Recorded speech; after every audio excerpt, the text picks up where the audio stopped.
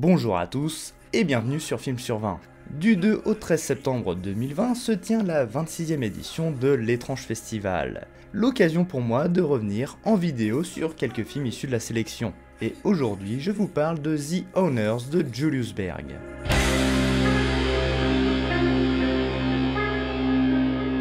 Le film se déroule dans la Cambrousse britannique dans les années 90.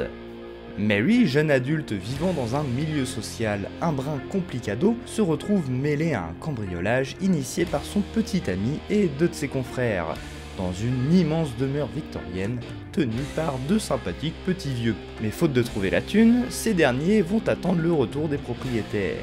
Monumentale erreur, car ces deux petits vieux en l'apparence si inoffensifs sont en réalité bien plus tarés et dangereux qu'ils n'ont l'air.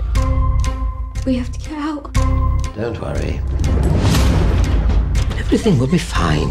I've told you 1,000 times. Shoes off at the door! She needs to be punished. She'll ruin everything. Very well. If that's what you want. The Owners est l'adaptation du roman graphique Une nuit de pleine lune de Yves H. et Herman. Réalisé par le franco-français Julius Berg et co-scénarisé par Mathieu Gompel, ces derniers décident de transposer l'intrigue en Grande-Bretagne afin d'y ajouter une touche gothique et étrange. Et on peut dire que le film en tire de nombreuses qualités. Tout d'abord, son casting tout bonnement excellent, nous présentant dès les premières minutes une bonne vieille bande de pecnos bien paumés, au langage familier et à l'accent de gros bourrins. En bref, l'équivalent du bon vieux patois / vocabulaire de Kaira, mais en british. Ce qui me fait personnellement bien délirer, sachant que le réalisateur s'amuse pas mal avec l'allure débonnaire de ses personnages. Le film a également un humour assez noir et méchant qui fait plutôt plaisir. Jouant pas mal sur le décalage entre certaines situations, le premier tiers joue assez brillamment son exercice d'équilibriste, alternant suspense, humour, malaise et mystère, jusqu'à l'arrivée des propriétaires. Please sit here and wait for the ambulance to arrive. Oh, we really must fumigate this place again soon. We're plagued by vermin, every sort of pest. Le petit couple de vieux est assez excellent également.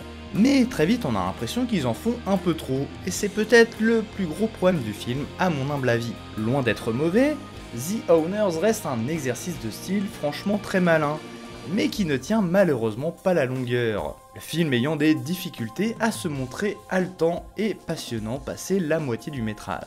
Plus dommage encore, j'ai eu plus de mal à m'intéresser et à croire au récit qui essaye coûte que coûte de déjouer nos attentes, quitte à se montrer peu cohérent, voire limite saugrenu, en témoigne la chute du film. C'est assez frustrant comme constat car j'ai globalement beaucoup aimé le film, mais même sa mise en scène au cordeau se délie de passer la moitié de l'intrigue. À trop vouloir surprendre le spectateur, The Owners finit par légèrement ennuyer.